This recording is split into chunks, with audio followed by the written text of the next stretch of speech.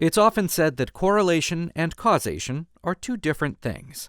That distinction can be important in labor law because the fact that an employer fired a union-represented employee doesn't necessarily mean that the employer was guilty of anti-union discrimination.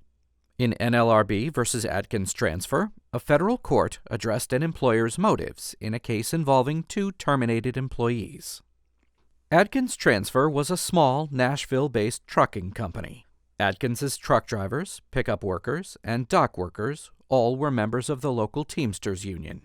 Adkins hired other employees through a Teamsters-operated hiring hall, and the company was on good terms with the union. Adkins had a maintenance department that employed one mechanic and one helper who worked on the company's trucks. The two maintenance employees joined the union, which demanded that Adkins raise the employees' pay to match that of similar unionized employees at other local carriers. Adkins met twice with the union over the proposed pay raises.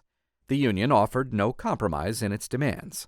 After the second meeting, Adkins discharged the two maintenance employees and eliminated their jobs. Adkins then had its trucks serviced by other employees and by local businesses at a lower total cost than it had paid the two discharged employees. Adkins never replaced the discharged employees, nor did it intend to.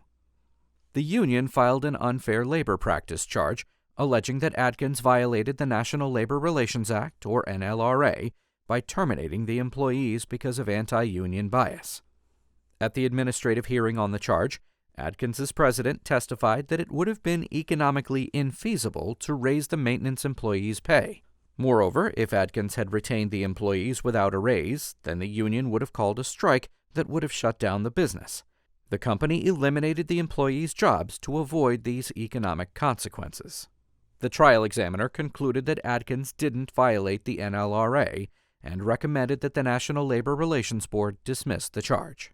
The board rejected the examiner's recommendation.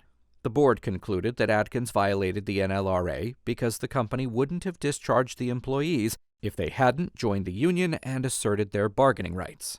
The board ordered Adkins to reinstate the employees or put them on a preferential hiring list. The board sought to enforce its order in the Sixth Circuit.